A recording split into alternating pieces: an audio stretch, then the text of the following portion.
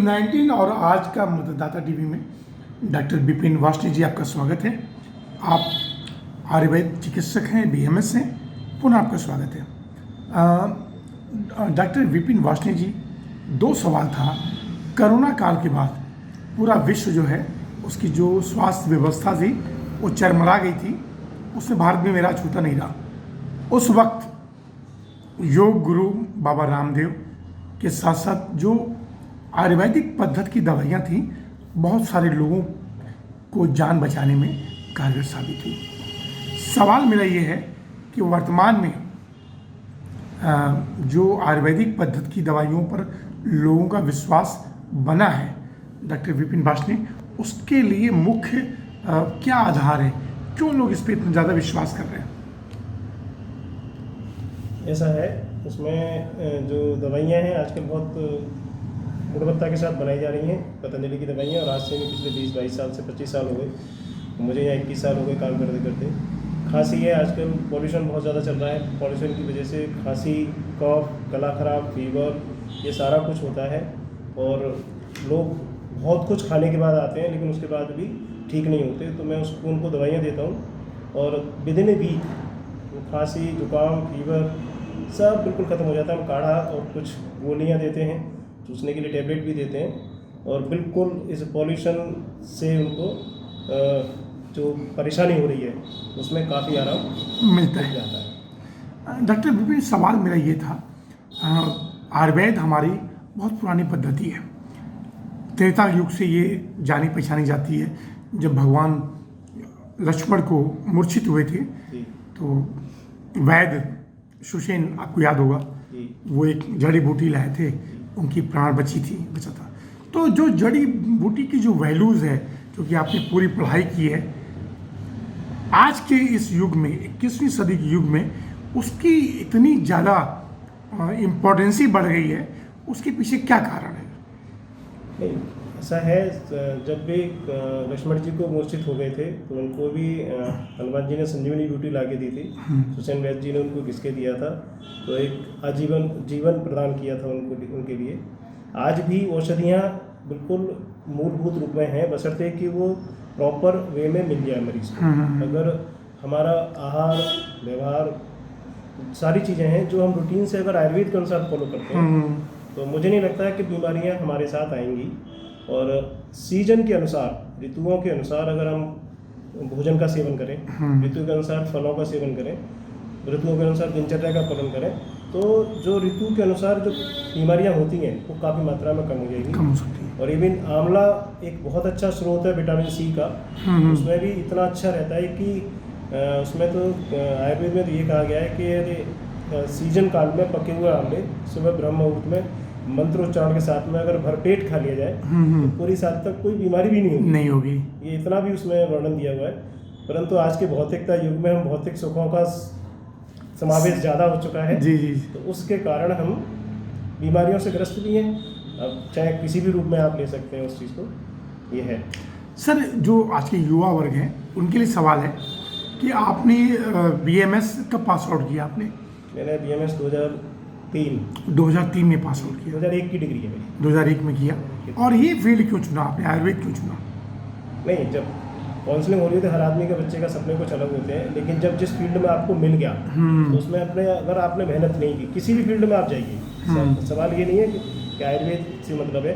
Doctor बनना था, doctor बनना है, काम करना है। फिर दूसरी चीज़ ये होती है कि किसी फील्ड में आप जाना चाहते हो, वो चाहे कोई भी फील्ड हो, अगर आप तन मन धन से उसमें काम करेंगे तो सफलता अवश्य मिलेगी। ऐसा हो नहीं सकता कि आप कार्य करें, चाहे कोई सी भी डिग्री ले लो आपकी, लेकिन आपको डिवोशन के साथ उसमें कार्य करना है। अब वो आप कर रहे हैं। मैं लोगों से बहुत पूछा हूँ, तब मैं आपके पास आया हूँ। लोगों ने कहा कि भाई डॉक्टर विपिन का जो कैलकुलेशन होता है, जो उनको मतलब तरीका होता है, वो मरीज को जल्दी जल्दी ठीक कर देते हैं। मेन चीज़ है कि अगर रोगी का निदान हो गया, अगर आपने कारण उसको पकड़ लिया कि समस्या किस वजह से है, ट्रीटमेंट हर किसी के पास मौजूद है। आजकल डिजिटलाइजेशन का दुनिया है, नेट पे, गूगल पे सारा चीज़ ले लेता है, लेकिन डायग्नोसिस प्रॉपर होनी चाहिए। अगर डायग्नोसिस आपकी प्रॉपर है तो आप ट्रीटमेंट में कोई परेशानी नहीं होती, सब लोग ट्रीटमेंट दे सकते हैं। लेकिन डायग्नोसिस ही आपकी ठीक नहीं है तो फिर आप जो परेशान हो रहा है मरीज, वो ठीक नहीं होगा। तो मेन चीज़ निदान है, निदान के अनुसार फिर ट्रीटमेंट और करते हैं, उससे ठीक हो जाता है। सर वर्तमान में हमारे जो विज्ञान है वो 21वीं सदी में है, लेकिन फिर भी कोरोना में धराशायी हो गया था। तब आपके आयुर्वेद ने ही बहुत कुछ सहारा दिया था लोगों को। तो वर्तमान परिप्रेक्ष्य में आयुर्वेद के द्वारा कौन कौन सी बड़ी बीमारियों का इलाज संभव है सर? देखिए, जो क्रोनिक बीमारियां हैं जिसमें सर्जिकल प्रोसेस वगैरह होते हैं वो मॉडर्न साइंस ही करती है, ठीक, उसमें कोई दो राय नहीं। अचानक अगर एक्यूट पेन एब्डोमेन है उसके लिए हमें इमरजेंसी में इलाज करना ही करना है। बट जितनी भी पुरानी बीमारियां, जितनी भी क्रोनिक है, कौन कौन सा? जैसे गठिया है, गाय है, सांस की बीमारी है, शुगर है, डायबिटीज है, ब्लड प्रेशर, ये सब चीज़ें क्या है, अगर हम अपनी लाइफ को मॉडिफिकेशन कर दें, बहुत सारा जीवन चल रहा है, बहुत से लोगों को स्ट्रेस के साथ में जी रहे हैं, पता लगा आधे से ज़्यादा लोगों को बीपी सिर्फ स्ट्रेस की वजह से। अगर उसको हम ट्रेस आउट करते हैं, आई थिंक 50% लोग नीचे आ गए, अपने आप नॉर्मल आ जाएंगे। बट उस चीज़ के साथ में जुड़ते रहते हैं, एंजाइटी बढ़ती रहती है, प्रेशर रहता है, तो वो सब चीज़ें नुकसान करती हैं। लेकिन अगर हम रूटीन को अपने को भाई टाइम पे सोना, टाइम पे खाना, अगर ये सब चीज़ें होती हैं और समय के अनुसार होती हैं, ऋतु के अनुसार होती हैं, तो मुझे नहीं लगता कि कोई बीमारी ठीक नहीं। सारी बीमारियां आयुर्वेद में बहुत कुछ अच्छा वर्णन है, सर्जिकल भी प्रोसेस होते हैं आयुर्वेद के अनुसार। बट यही होता है कि जो क्रोनिक वाली है, जो कार्डियक सर्जरी है, तो वो अभी नहीं है इतना। लेकिन बाकी सभी बीमारियों का इलाज, बीमारियों का इलाज है जो आयुर्वेद में सुचारू रूप से अगर प्रॉपर तरीके से मरीज पेशेंसली काम करता है तो बिल्कुल आराम मिलता है, कोई दिक्कत नहीं। सर पूरा विश्व में बाबा रामदेव ने योग को पुनर्जीवित किया। योग बहुत पुरानी पद्धति थी, लेकिन बाबा रामदेव ने पुनः जीवित किया, ये बिल्कुल सत्य है। पेशेंसली काम करता है तो बिल्कुल आराम मिलता है, कोई दिक्कत नहीं। सर पूरा विश्व में बाबा रामदेव ने योग को पुनर्जीवित किया। योग बहुत पुरानी पद्धति थी, लेकिन बाबा रामदेव ने पुनः जीवित किया, ये बिल्कुल सत्य है। वर्तमान परिप्रेक्ष्य में योग या व्यायाम एक इंसान को ठीक रखने के लिए कितना आवश्यक है? बहुत आवश्यक है। डेली रूटीन में आप 15 से 20 मिनट, आधा घंटे एक्सरसाइज अवश्य करें, चाहे सूक्ष्म व्यायाम के लिए करें, चाहे ब्रीदिंग एक्सरसाइज करें, जिसमें कि कपालभाति, अनुलोम विलोम, भ्रामरी, उद्गीत, उज्जाई, ये सब हैं, जिसमें कि अगर हम श्वसन तंत्र की बीमारियों को भी देखें, जो एस्थमेटिक पेशेंट है, वहाँ पे भी हम पेशेंट को लेकर के क्या कहते हैं, बैलूनिंग कराते हैं, उसमें हवा भरवाते हैं। उसके साथ साथ अगर हम अभी ओम का जाप जो करते हैं, उसकी वजह से भी बहुत अच्छा रिजल्ट आते हैं। बहुत सारे लोगों की दवाइयाँ छूट जाती हैं और जो ज़्यादा दवाई खा रहा होता है वो भी कम हो जाती है। ऐसे ही डायबिटीज़ है, डायबिटीज़ में अगर परहेज, एक्सरसाइज प्रॉपर तरीके से हो जाए तो दवाइयों की मात्रा आधी रह जाती है, बहुत कम रह जाती है। आपने सर दोबारा बताइए, जो ओम बताया आपने, उद्गीत बोलते हैं, उद्गीत और उज्जाई प्राणायाम। उज्जाई तो गले से करते हैं, ओम बोलते हैं, लंबा सांस भर के और फिर ओम का उच्चारण करते हैं। तो जितना ज़्यादा आप देर तक ओम बोलेंगे, आपके लंग्स उतना अच्छा काम कर रहे हैं। जितना ब्रीदिंग कैपेसिटी आपकी अच्छी होगी, उतना लंग्स आपके अच्छे काम कर रहे हैं। अच्छा, तो उससे भी आपकी सांस की जो समस्या है उसमें काफ़ी आराम होता है। अगर एक आम नागरिक ओम का जाप करता है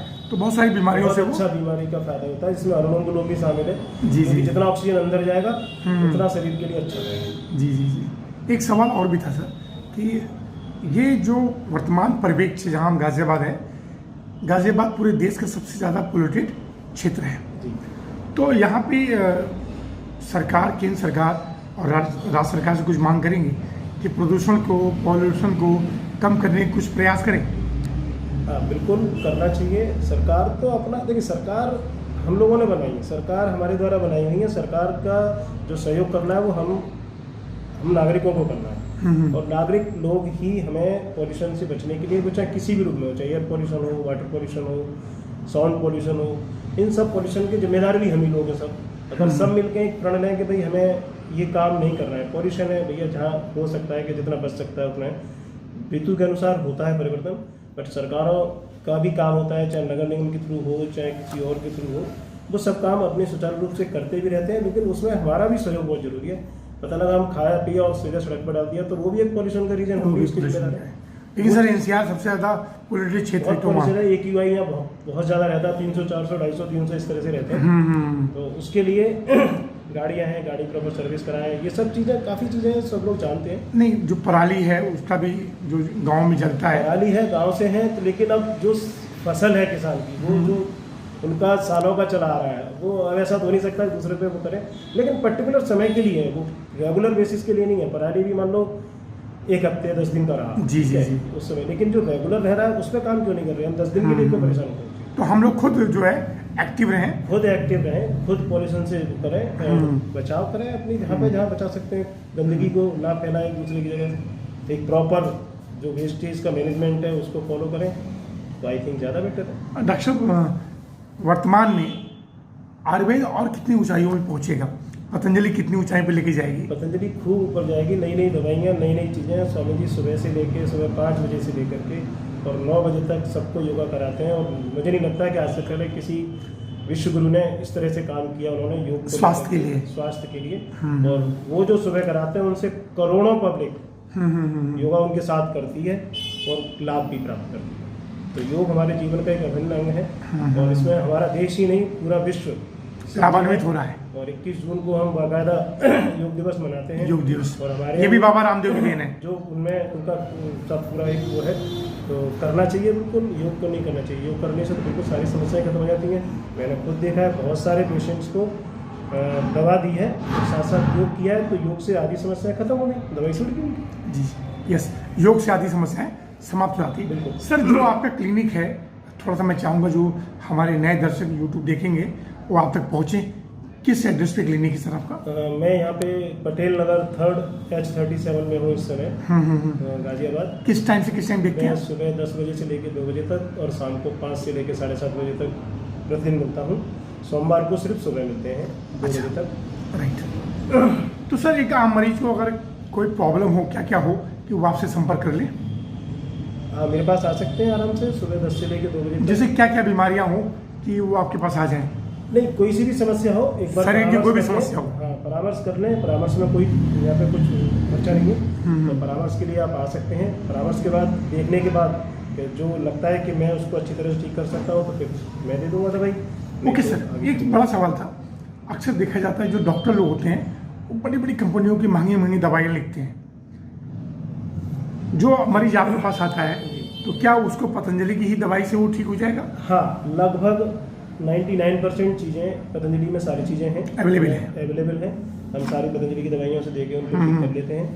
एक आध दो चीज़ किसी की, और कभी किसी को कोई किसी चीज़ से फ़ायदा हो रहा था, उसको हम उसमें ऐड कर लेते हैं। बाकी पतंजलि की दवाइयाँ सफिशिएंट हैं, और सारी चीज़ें उनसे काफ़ी हद तक कवर हो जाती है। एक अंतिम सवाल सर डॉक्टर विपिन, कि हर बच्चा युवा जो है कोई MBBS की तरफ भाग रहा है, कहीं कहीं और भाग रहा है, लेकिन लोगों में विश्वास आ गया अगर मैं आयुर्वेदिक दवाई करूंगा तो मुझे साइड इफेक्ट नहीं होगा। ये कितना सत्य है? नहीं, साइड इफेक्ट जिंदगी में हर चीज़ का होता है। चाहे ज़्यादा आप तेज़ सुनोगे उसका भी साइड इफेक्ट है, ज़्यादा बोलोगे उसका भी साइड इफेक्ट है। साइड इफेक्ट हर चीज़ का होता है। एक लिमिटेशन में अपनी उसमें सारे काम होते हैं, तो कोई दिक्कत नहीं होती। एलोपैथिक दवाइयाँ ठीक है, साइड इफेक्ट होते हैं। अब आयुर्वेद से दवाई के साइड इफेक्ट बिल्कुल होंगे, जब ज़्यादा लिमिट से ज़्यादा क्रॉस में दोगे तो किसी तो होंगे, लेकिन अमूमन कम होते हैं। लेकिन अमूमन नहीं होते, अमूमन नहीं होते। ज़्यादा साइड इफेक्ट वाला पार्ट यहाँ पे नहीं है, बहुत ना के बराबर है। बहुत वैसे होता नहीं है किसी को, अभी तक तो मैंने काफ़ी लोगों को बस में भी और सब कुछ दिया है, लेकिन किसी ने कुछ कहा नहीं उस तरह। सर क्या गाजियाबाद में आयुर्वेद के लिए कोई जैसे मेडिकल कॉलेज वगैरह होता है MBBS के लिए, आयुर्वेद के लिए भी कोई कॉलेज खुलना चाहिए? हाँ बिल्कुल।